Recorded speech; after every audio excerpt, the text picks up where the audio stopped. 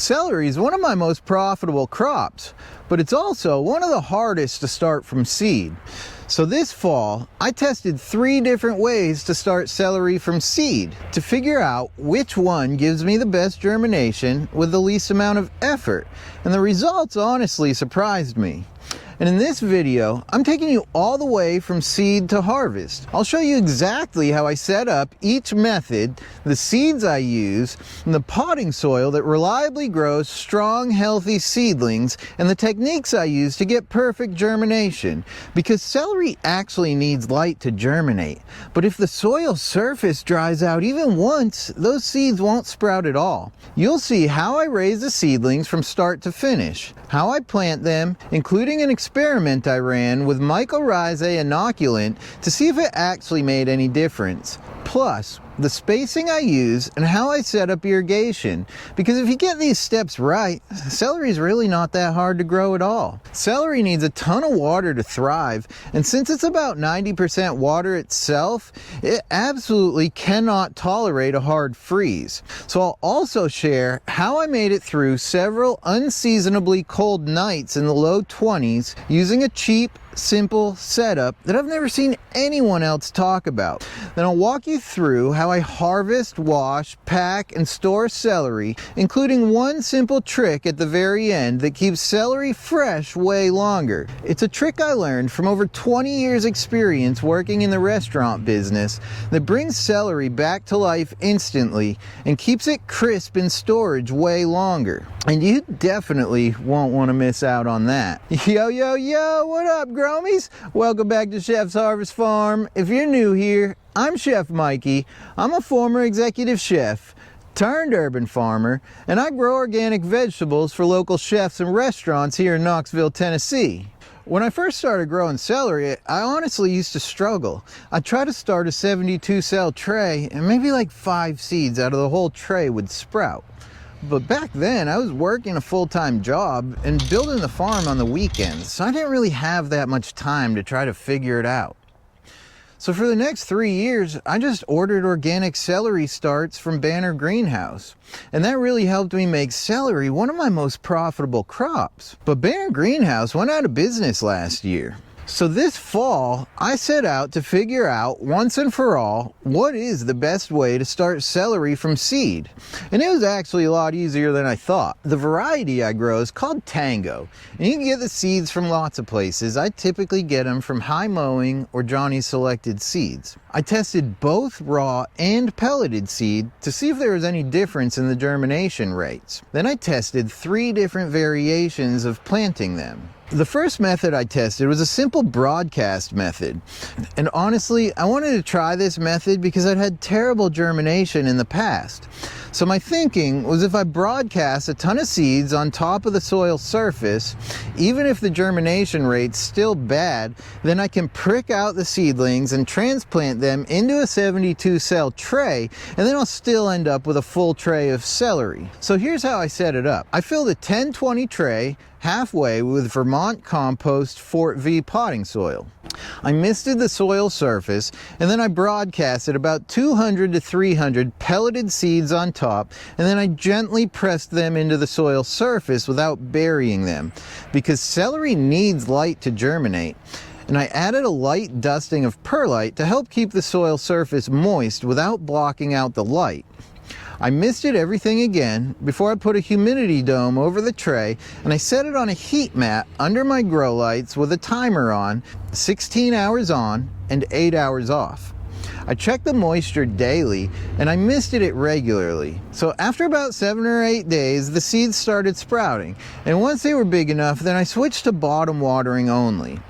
And after about 3 weeks, the seedlings were big enough, and I pricked them out and transplanted them into 72 cell trays, and I ended up with nice full trays. And this method worked great, but it added an extra step and about an extra hour of labor from the transplanting that the other methods didn't require.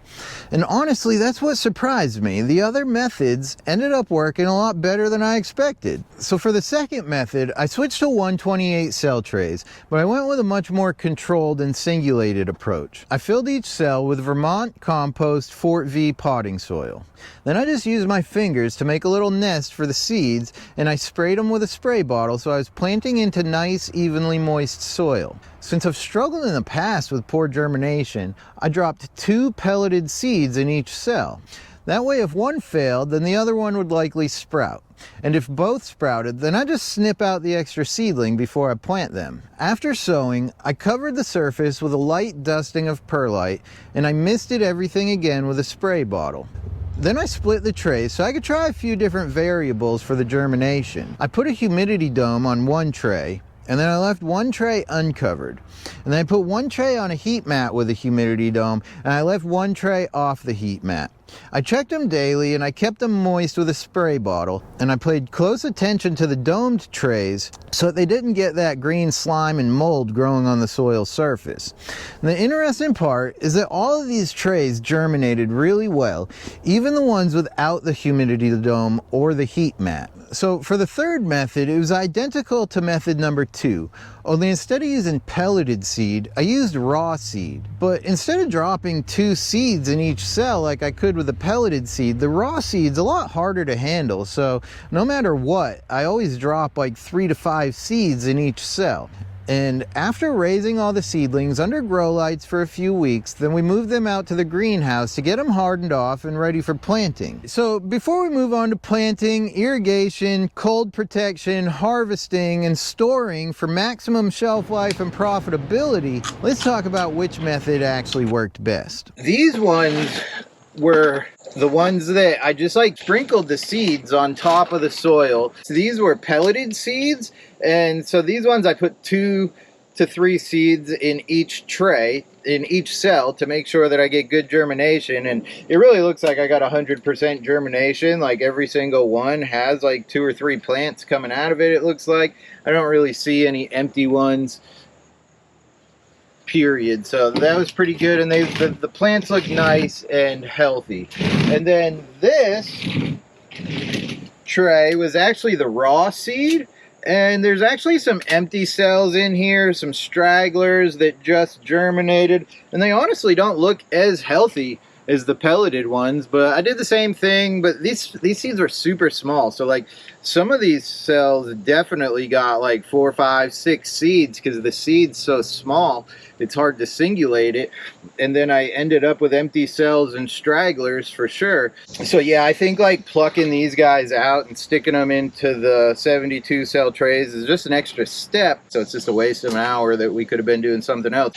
So moving forward, starting celery seed, I'm going to start doing 128 cell trays with 2 seeds per cell, and it looks like I get pretty perfect full germination on the trays doing that. So if you want to get the same consistency that I'm getting with my seedlings, I put links in the video description for all the exact gear I use. From the grow lights to the heat mats, the humidity controllers, the trays, everything you see in this video, including the greenhouses and the irrigation setups that I'm going to show you in just a minute.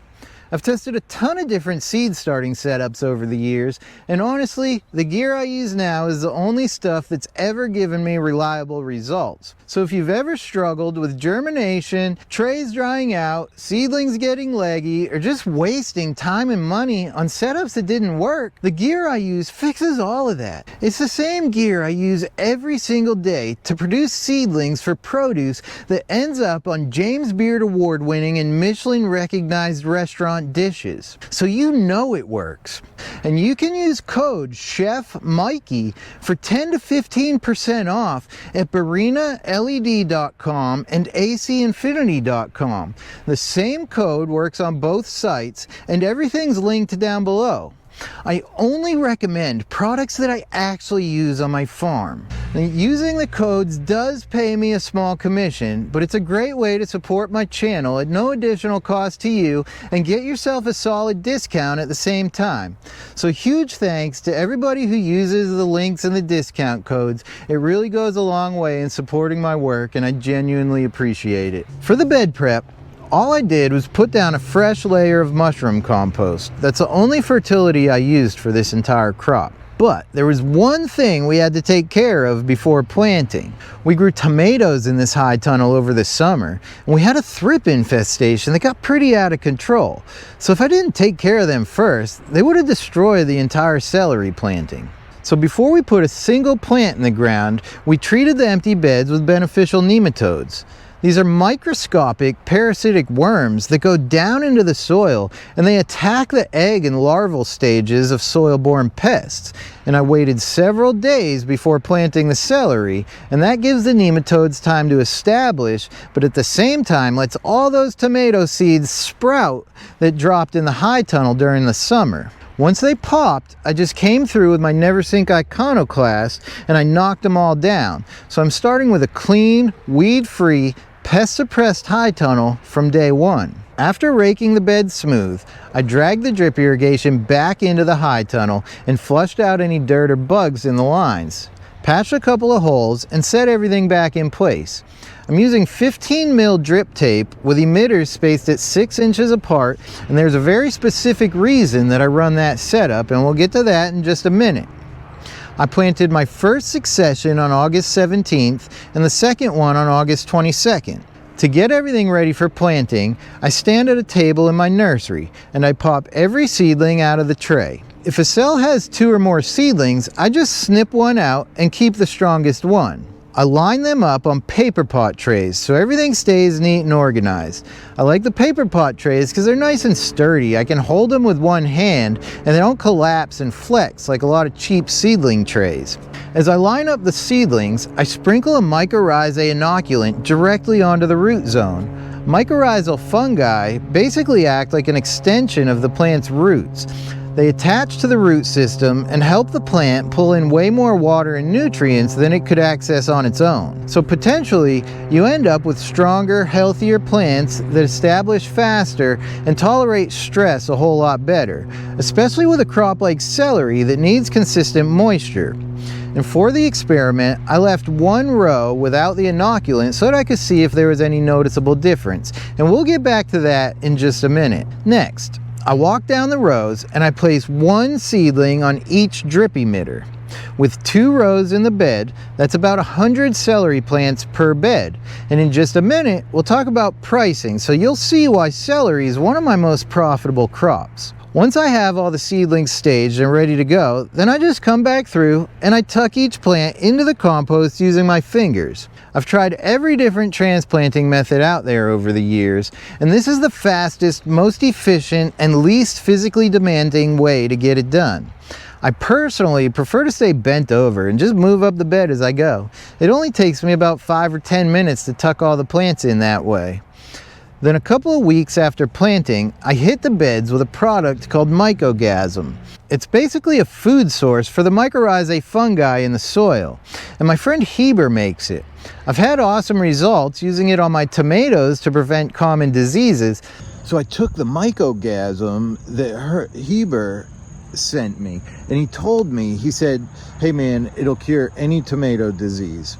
And I just mix it up real quick, and then I just dumped 5-gallon buckets of the Mycogasm water here, and it's like it just stopped it. It just stopped the disease. So watch, I'll show you it all. Like these 2 plants died and the rest is just thriving. So I wanted to see if it could help reduce celery leaf curl too, which is something I've definitely dealt with in the past. If you want to try it out for yourself, I'll leave Heber's Instagram in the video description. You just shoot him a message and tell him I sent you. But before we get to harvesting, washing, packing, and storing, and that trick at the very end that keeps celery crisp longer in storage, and it's going to be nice and crispy for your customers.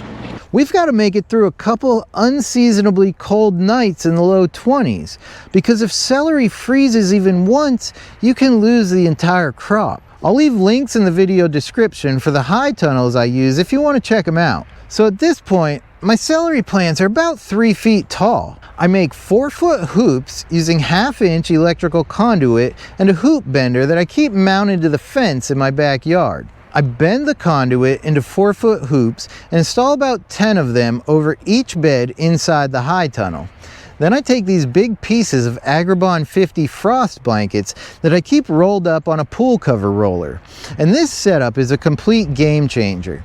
Instead of dragging fabric around the farm and trying to cover one bed at a time, which would take forever, I just roll the pool cover roller right in front of the high tunnel and I pull the frost blanket over the hoops and the entire tunnel is covered in minutes.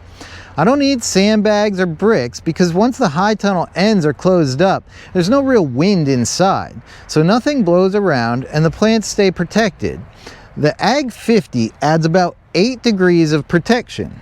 And if it gets really cold, I'll just double it up and pull 2 layers of Ag 50 over the hoops inside the high tunnel. And by doing that, I've made it through nights as cold as 0 and weeks that never went above freezing. This whole system is something that I learned from my mentor, Ben Hartman, from the Lean Microfarm Masterclass. It's the course that taught me how to take Toyota's lean manufacturing principles and apply them to small-scale farming. Learning these systems is a huge part of why I'm able to run this operation efficiently and still make a living on a small piece of land. And right now, Ben's offering a Black Friday special from November 28th through December 2nd. And he's offering the course for 40% off and giving all of my subscribers an additional $50 off when you use the link in the video description and my code Michael when you sign up.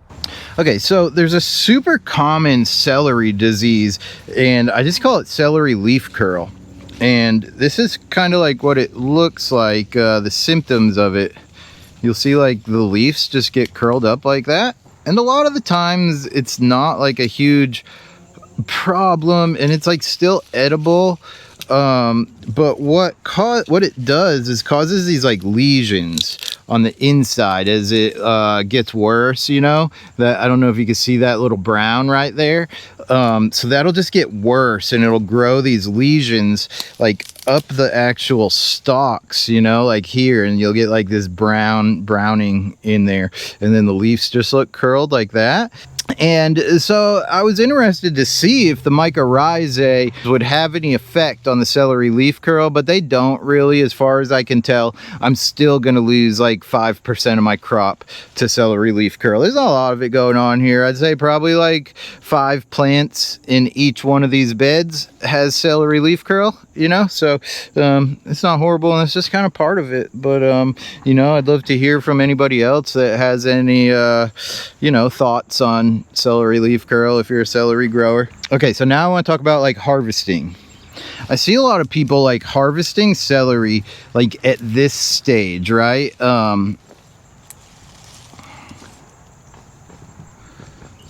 don't know if you can get a good idea of the size of this, and I think people just like get excited when they see like the big leaves, and that this is like probably almost 2 feet tall. So when you're seeing like celeries that are this long in the grocery store, before they cut those leaves off, they're like 3 feet long, you know. So your celery plants should be 3 feet tall before you harvest them. So this still has like, you know what I mean, another foot to go before it's ready to be harvested. Now once they get this size, you just got to wait 2 more weeks. So that's the biggest thing I see people doing wrong with celery, is when they harvest it, they're harvesting it too soon. And then I end up seeing people at the farmer's market, you know, trying to sell this, right? Like you don't want to be growing, you don't want to be like putting rubber bands around that and trying to sell that. It's like fucking, I got a pencil that's bigger than that, you know? And all you really need to do is, these are like the outer leaves, so they should be peeled off anyways. You don't want to be selling that. and B, all you got to do is let it grow a little bit longer. So like these stalks right now are the inner stalks, and those will just get super fat as they continue to move towards the outside of the plant, right? Because really this is all that you've got if you're going to harvest it. That's one plant. That is not fully mature. You want to let that keep growing. Do not harvest it when you get to this point. You'll see like those are pretty nice. Like, yes, I agree, but don't jump the gun and sell yourself short. You're gonna double your weight on this if you're selling it by the pound or by the head. Either way, if you just wait 2 more weeks. Then the next thing I want to talk about is like how to harvest it and sell it. It's popular to have people want to go like this and peel the outer layers off of the celery plant, right, and then put a rubber band around those and sell them bunched, and then theoretically these ones will get bigger, push towards the outside, and you can get multiple harvests, right? But I'm leaving this much behind, and this is what I'm taking. So for me to get a solid bunch, I've got to harvest like 2 or 3 plants, put a rubber band around it, and I've done all this for years. And what I've found is that that doesn't really make me more money at the end of the day. Theoretically, I understand what people think, that they think it's going to make more money because it's going to grow, you're going to get to harvest it again, you're going to get to harvest it again, right? But the quality goes down every time you do that, for starters. The inner pieces get super stringy, and then they start to turn yellow, and it's not high quality product after that. And then furthermore, I just find that when you let it grow to full maturity and you just have huge heads like nobody's ever seen, and you take those and put them on your market bench in a big pile, like people can't walk by without buying them. Man, I was like, what? Yeah, I didn't even know what it was. I know, a lot of people don't. They'll be like, where's the celery? When I do that at the market, I'm like the talk of the market. People walking around with 3-foot long celery stalks, and I can sell them for $5 a head at the market, no problem. And I'll get these ladies that come in and they'll buy like 10 of them for $5 each, $50. Here you go. And because they take it home and they juice them, you know? So it's far more marketable if you have a big giant head like nobody's ever seen in their life, as opposed to just some of these with a rubber band around it, right? It really takes away from that whole plant thing. Like, so many people walk up to the celery and they're like, oh my God, what is that? And I'll be like, it's celery. And they're like, what? That's the biggest celery I've ever seen in my life. Give me 10 of them, you know? That is a big part of it, like marketing. You know, you setting big 3-foot fully matured celeries on your market bench, you're guaranteed to sell out, no problem. Now, I don't really go to farmers markets anymore. I sell all this stuff to restaurants, so I sell it for like $1.50 a pound, which some of these things will weigh 3 pounds, you know, so you still end up getting $5 a head by the pound to restaurants like that. But if you tell a restaurant you want $5 a head, they won't touch it. They don't understand that, right? Still, even at $1.50 a pound or $1 a pound, I could still get $3 to $5 each for these things, which makes it super profitable for me. Also, in regards to like harvesting the whole heads and not bunching, I find it's more profitable for me that way. Also, then the bed's just empty, right? And I could just plant my next crop.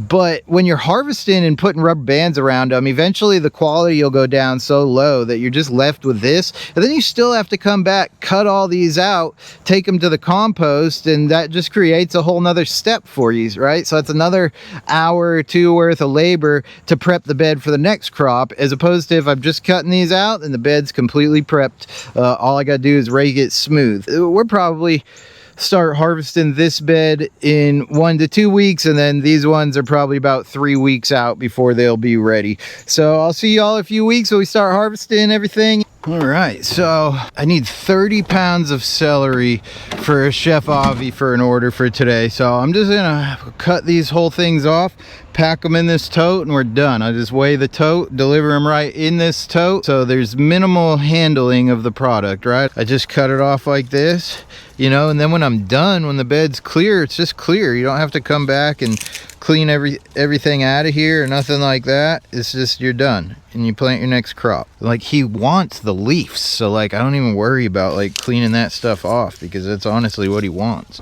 Everybody cut the top and throw it away. We use it. Beautiful. Now, the celery is going to the top of the beet salad. The top, the green stuff that you brought me today. Yeah.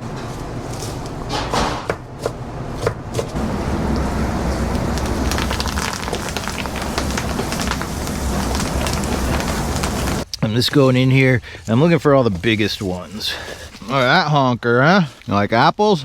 How you like them apples? That's nice.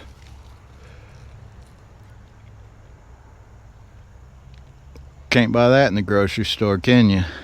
All right, he only wants 30 pounds, so that's gotta be 30 pounds. All right, let's see what we got here. This feels like way more than 30 pounds. It's really not though. Maybe I'm just becoming a pansy. It's 36, so that crate weighs 8 pounds. So I'm a little bit short, so I'm just gonna see if I can cram one or two more in there.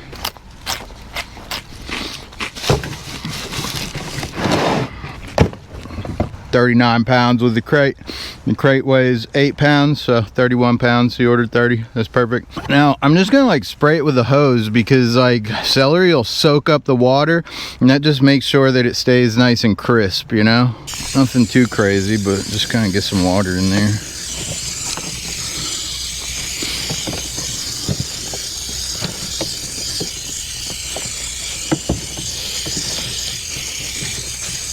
Okay, so I just store the celery in these coolers, mainly because they're so big that it's hard for me to find any other containers that are actually gonna like fit this thing, you know? And they'll store in these coolers for like solid 30 days, just like this.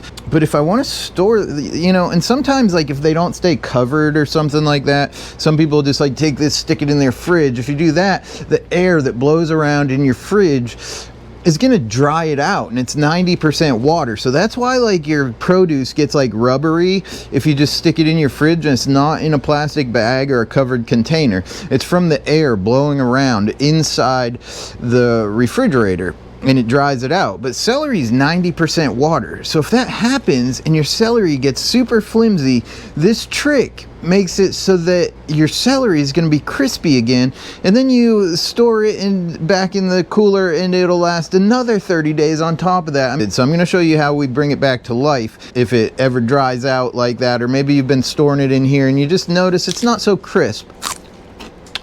So before you would sell it to one of your customers, this is a trick that's going to bring it back to life before you deliver it to your customers, to ensure that you're always delivering a nice crisp product to your customers. I really like these containers for this type of stuff, and they're like commercial food storage containers that pretty much every restaurant uses. I'll leave a link in the video description if you want to check them out. They're kind of expensive, but they're the best containers for food storage because they're airtight. It's basically like the crisper drawer in your refrigerator. It's hard to move. We're gonna fill this up with water, and then I've got these lids too. So these lids can just snap right on like that, and it creates like an airtight, watertight seal. I'm gonna set that there, and then the celery is kind of fit in these because they're 26 inches. Okay, so I can just put my celeries in here. So you could fill this right up with all your celery, and this also works for like carrots, radishes, beets. That's primarily what it would work well for. It does not work at all for like, you would not want to do this with lettuce, salad greens, anything like that. It's going to have the opposite effect. Now, the leaves on the celery are what's going to go bad first. So if you really wanted to store this longer, you should cut all the leaves off. You could just trim all those off and just save the stalks, and you can still do this same trick. For me, I don't really store it that long. I sell it pretty fast. If I like keep a clean bucket, and I just keep it labeled like clean for sanitation purposes, you know, so I got a nice clean bucket that I use for this type of stuff. I just fill it up with my sink, and then I bring the bucket over there because the thing's so heavy. You don't want to like be lugging that around filled with water or anything like that, you know. So I'll fill this up here.